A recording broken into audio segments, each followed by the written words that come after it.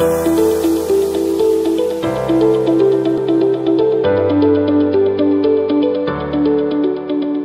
Everyone, welcome to my YouTube channel momentum physics. Momentum physics के इस YouTube channel पर आप सभी लोग का स्वागत है।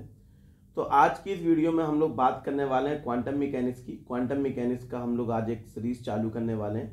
तो ये क्वांटम मैकेनिक्स का हमारा लेक्चर 1 है।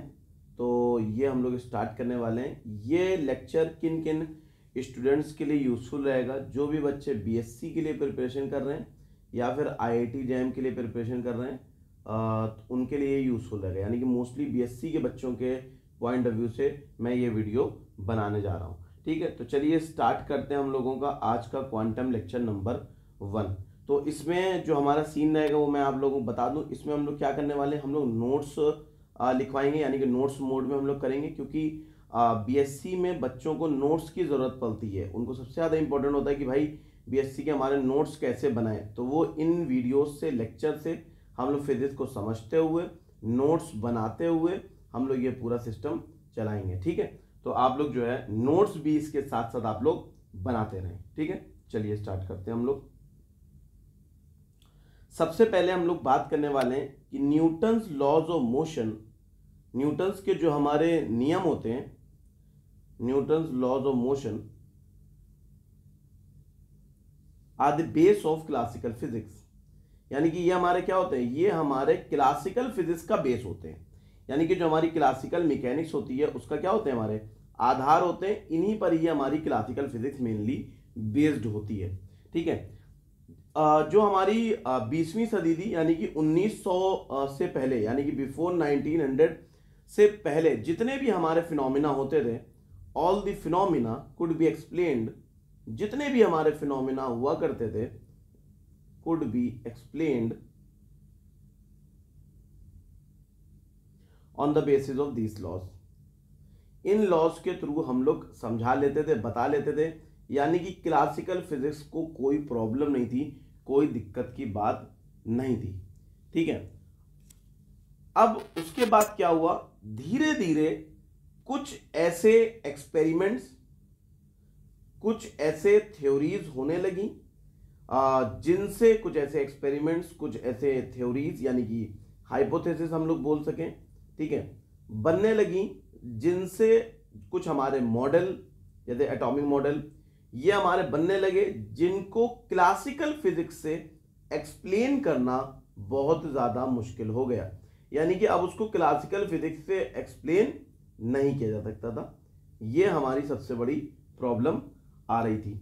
तो इसके लिए क्या हुआ, तो देखिए हम लोग सबसे पहले बात करते हैं कि जो हमारी क्लासिकल फिजिक्स को जो है, जो प्रॉब्लम हुई, कहाँ कहाँ किन किन चीज़ों पर हमारी क्लासिकल फिजिक्स को प्रॉब्लम हुई, उसको हम लोग डिस्कस करते हैं। ठीक है, तो जो हमारी ये है, हम लोग इसमें लिखेंगे inadequacy of classical mechanics and evolution of quantum mechanics. तो ये हमारी हेडिंग है, and evolution of quantum mechanics. तो ये हमारी पहली हेडिंग है, आप लिख सकते हैं inadequacy of classical mechanics and evolution of quantum mechanics.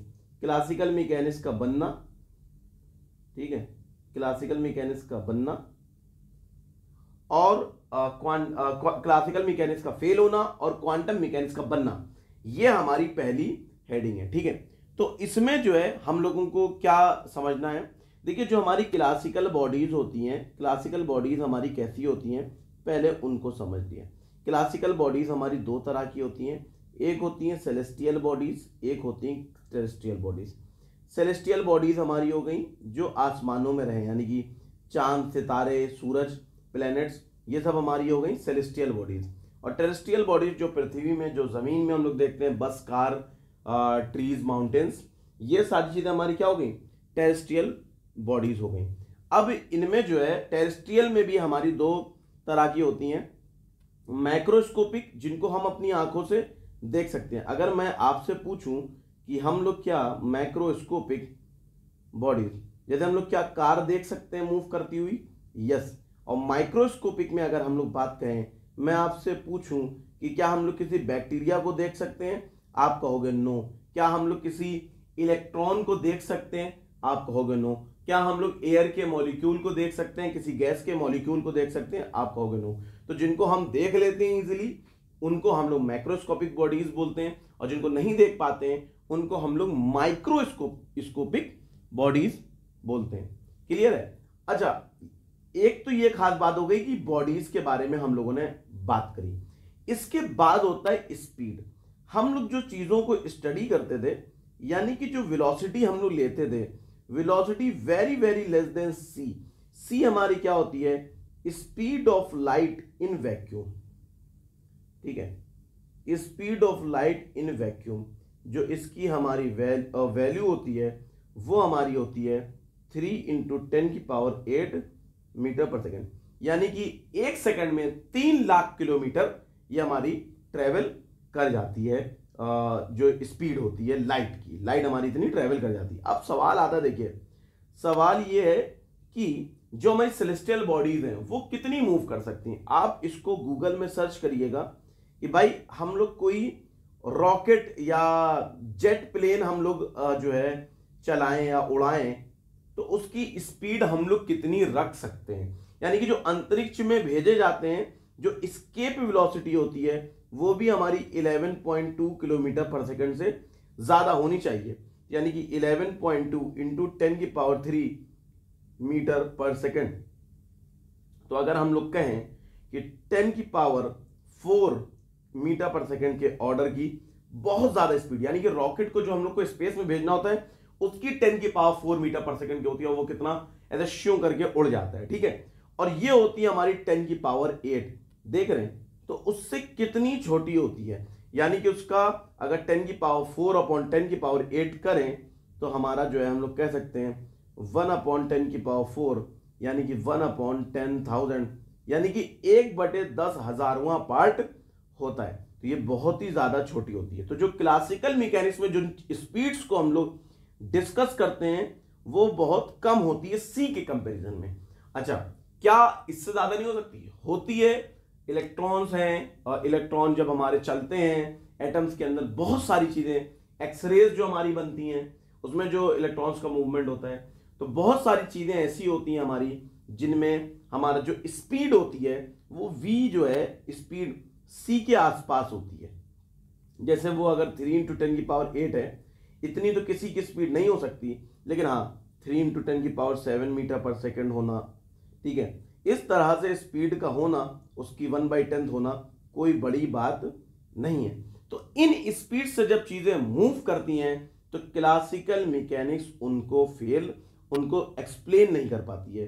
Classical mechanics के जो हमारे लॉज हैं, जो फिनोमिनाज हैं, जो एक्सप्लेन करते हैं उनको हम लोग फिर एक्सप्लेन नहीं कर पाते हैं। तो जब ये एक्सप्लेन नहीं कर पाते हैं तब हमारा आता है, आइंस्टीन साहब ने क्या दिया था? रिलेटिविटी दी थी। रिलेटिविटी का कॉन्सेप्ट दिया। अब रिलेटिविटी हमारी दो तरह की होती है, एक जनरल थ्योरी ऑफ रिलेटिविटी, एक special theory of relativity. Special theory of relativity तो आप लोगों की बीएससी में है, तो ये तो हम लोग जो है किसी ना किसी लेक्चर में इसको कभी हम लोग स्टार्ट करेंगे, जब रिलेटिविटी उसको हम लोग पढ़ेंगे। तो अभी हम लोग यहां पर बात कर रहे हैं क्लासिकल मैकेनिक्स हमारी फेल कैसे होती है। तो पहली चीज तो हम लोगों ने ये बात बताई।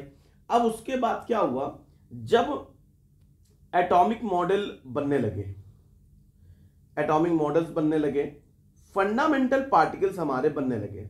जब हमारे एटॉमिक मॉडल्स बनने लगे और फंडामेंटल पार्टिकल्स हमारे बनने लगे, फंडामेंटल पार्टिकल्स हमारे क्या होते हैं? Electron, proton, neutron. जब ये सब हमारे बनने लगे तब क्या हुआ तब ये हुआ कि ये बहुत ही छोटे, यानी कि इनका जो मास होता है 10⁻⁻27 किलोग्राम के ऑर्डर का होता है, या उससे भी कम या उससे भी लेस हमारा होता है। इस ऑर्डर के मास की जब चीजों को हम लोगों ने स्टडी किया, जो हम लोगों को माइक्रोस्कोपिक होते हैं, जो हमें दिखती नहीं आंखों से, तो उनको जब हम लोगों ने स्टडी किया तो उनके बारे में, उनको स्टडी करने के, उनका कोई अगर फिनोमिना है उसको अगर हम कहें एक्सप्लेन करो, तो क्लासिकल फिजिक्स से उनको एक्सप्लेन नहीं किया जा सकता था। क्लियर? डन? यहां तक सारी बातें क्लियर है? हाँ, तो एक पॉइंट आप लिख सकते हैं, with the discovery of electron. तो मैं ये नोट्स बनवा बनवा के आप लोगों को लिखवाऊंगा। With the discovery of electron, with the discovery of electron, the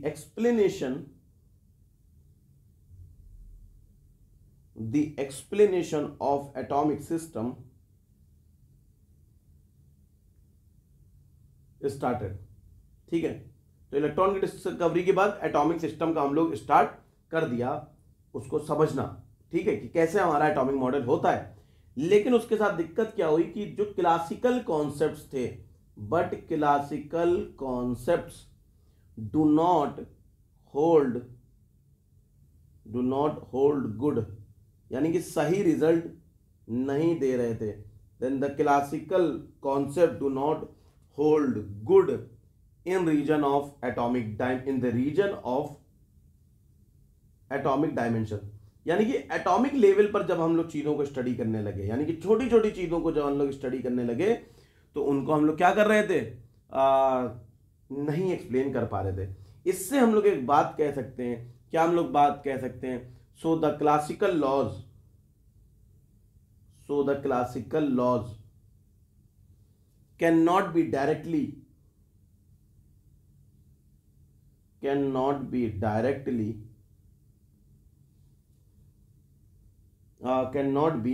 applied directly। ये लिख लीजिए, ये ज्यादा बेटर है। cannot be applied directly apply करके हम लोग स्टडी नहीं कर सकते। To the motion of electron,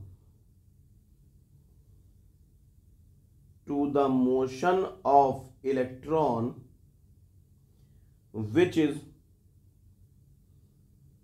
not observable, जो हमारा ऑब्जर्वेबल नहीं है। ठीक, with the help of instruments, यानी कि इंस्ट्रूमेंट्स की हेल्प से हम लोग, which is not even observable with the help of instrument, यानी कि इंस्ट्रूमेंट्स की मदद से भी उसको हम लोग स्टडी नहीं कर पाते, इतनी फास्ट मूव करते हैं और इतना छोटा होता है। ठीक है, डन। अब क्लासिकल मैकेनिक्स कहाँ कहाँ और फेल होती है, तो क्लासिकल मैकेनिक्स और कहाँ कहाँ फेल होती है वो लिख लें, ताकि आप लोगों को सारी बातें एक बार समझ में आ जाए। तो क्लासिकल मैकेनिक्स जो हमारी फेल होती है, तो और लिख लें इसके साथ साथ। एक तो ये फेल होती स्पेक्ट्रम ऑफ हाइड्रोजन एटम, यानी कि हाइड्रोजन एटम का जो स्पेक्ट्रम बनता है उसको एक्सप्लेन करने में पूरी फेल हो जाती है, कि हाइड्रोजन एटम का हमारा स्पेक्ट्रम कैसे बन रहा है। ठीक है, spectral distribution of black body radiation, यानी कि ब्लैक बॉडी रेडिएशन जो हमारा होता है, स्पेक्ट्रल डिस्ट्रीब्यूशन, तो जो उसका स्पेक्ट्रा बनता है, ठीक है, spectral distribution of black body radiation, यानी कि ब्लैक बॉडी जो रेडिएट करती हैं और जिस एनर्जी से रेडिएट करती हैं उसको एक्सप्लेन नहीं कर पाते हैं। और भी बहुत सारे फिजिक्स के लॉ, जैसे कि एक हमारा फोटो इलेक्ट्रिक इफेक्ट है, उसको भी एक्सप्लेन नहीं कर पाए। फोटो इलेक्ट्रिक इफेक्ट है, उसको भी एक्सप्लेन नहीं कर पाते हैं क्लासिकल फिजिक्स से। और हमारा कॉम्पटन इफेक्ट आता है, उसको भी हम लोग क्लासिकल फिजिक्स से एक्सप्लेन नहीं कर पाते हैं। ठीक है, ये जब क्लासिकल फिजिक्स फेल की होती है, एक तो याद रखिएगा स्पीड की वजह से, जब बहुत, क्योंकि हम लोग रिलेटिविस्टिक स्पीड में जब जाते हैं c के बराबर, तो एक्सप्लेन नहीं कर पाते हैं, और पहली चीज। ठीक, और दूसरी चीज, जब हम लोग एटॉमिक डायमेंशंस की चीजों को पढ़ते हैं, एटॉमिक एंड सब एटॉमिक लेवल पे जब हम लोग जाके चीजों को स्टडी करना स्टार्ट करा हम लोगों ने, जब हमको एटॉमिक और सब एटॉमिक लेवल पर जाकर हम लोगों ने स्टार्ट करा, तो हम लोग क्लासिकल मैकेनिक्स हमारी फेल हो गई। तो जब ये फेल हो गई, तो एक नई फिजिक्स की जरूरत पड़ी कि क्यों ना एक ऐसी फिजिक्स की ब्रांच बनाई जाए, या एक ऐसी फिजिक्स बनाई जाए जो जितने भी हमारे फिनोमिनाज जो एक्सप्लेन नहीं कर पा रहे हैं हम लोग क्लासिकल फिजिक्स बेसिकली क्या था, क्लासिकल फिजिक्स तो हमारा एक नजरिया था, यानी क्लासिकल फिजिक्स के नजरिए से अगर हम लोग चीजों को एक्सप्लेन नहीं कर पा रहे हैं, तो एक ऐसा हम लोगों को नजरिया चाहिए था जिससे हम लोग एक्सप्लेन कर लेते। तो इसके लिए एक बहुत ही बड़ा रिवॉल्यूशन हुआ 1900 में। कब? इन 1900 एक बहुत बड़े फिजिसिस्ट ने जो है प्रपोज किया आइडिया मैक्स प्लांक साहब ने। तो मैक्स प्लांक साहब ने क्या कॉन्सेप्ट दिया, लिखिए जरा। Max Planck introduce the new concept. Max Planck ने क्या करा, max Planck introduce the new concept that the emission or absorption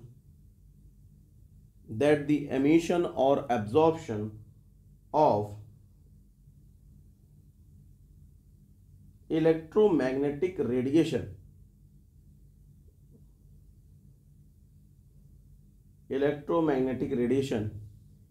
takes place in form of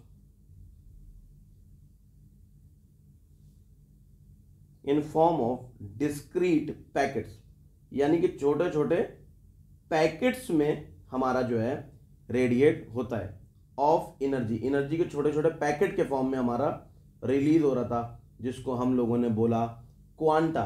तो पहली बार ये जो लफ्ज क्वांटा यानी कि क्वांटम मैकेनिक्स जो लफ्ज यूज हुआ है, ये किसने यूज करा है, ये मैक्स प्लांक साहब ने ही इसको पहली बार यूज करा है। क्या यूज करा है, क्वांटा, ये वर्ड यूज हुआ है। ठीक है, तो यहां तक आप लोगों को समझ में आ रहा है। तो उन्होंने जो कहा, ठीक है, क्वांटा।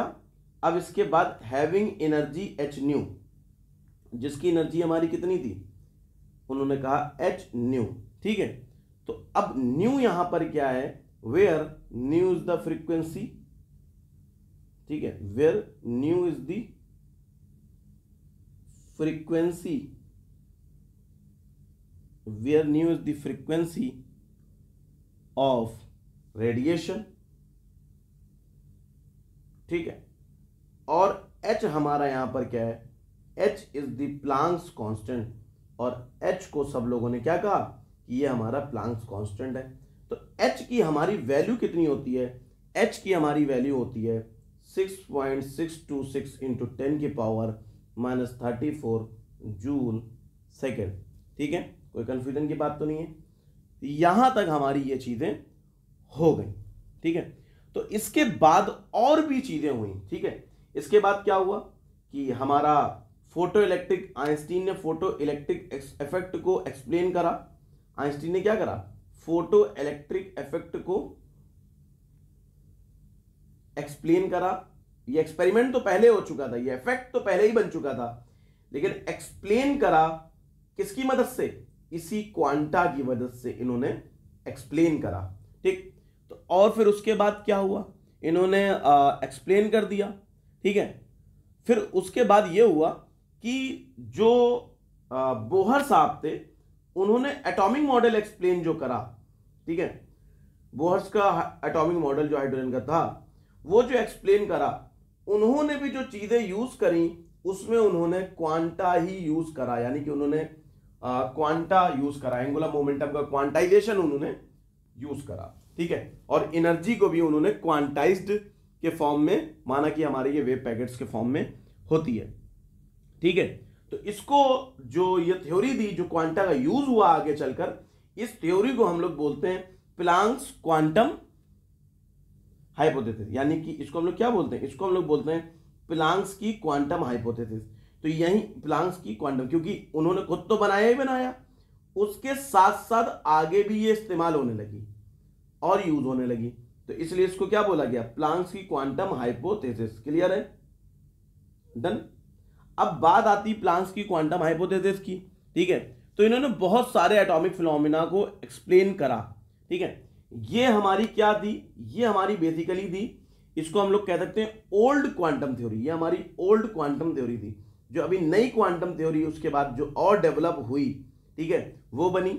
इसमें और क्या चीजें थी, इसमें कुछ चीजें ऐसी मान सकते हैं क्वांटम थ्योरी में, ये एक तरह का मिक्सचर था, यानी कि एक तरह का मिक्सचर था जिसमें हमारा क्लासिकल और नॉन क्लासिकल दोनों कॉन्सेप्ट थे, क्लासिकल प्लस नॉन क्लासिकल दोनों कॉन्सेप्ट थे, क्लासिकल और नॉन क्लासिकल दोनों कॉन्सेप्ट्स थे। जो इसके बाद हमारी न्यू क्वांटम थ्योरी बनी, उसमें हमारे टोटली नॉन क्लासिकल कॉन्सेप्ट थे, यानी कि क्लासिकल फिजिक्स का कोई भी इस्तेमाल नहीं किया गया, कोई भी यूज नहीं किया गया। अब जो प्लांक्स की ओल्ड क्वांटम थ्योरी थी, इसमें क्या दिक्कत हुई, it failed to explain it failed to explain complex atomic system, यानी कि ये जो हमारे बहुत जटिल टाइप के जो हमारे सिस्टम रहते थे, हार्ड टाइप के सिस्टम कह लो या खतरनाक टाइप के सिस्टम्स कह लो, उनके जो है ये एक्सप्लेन नहीं कर पाई।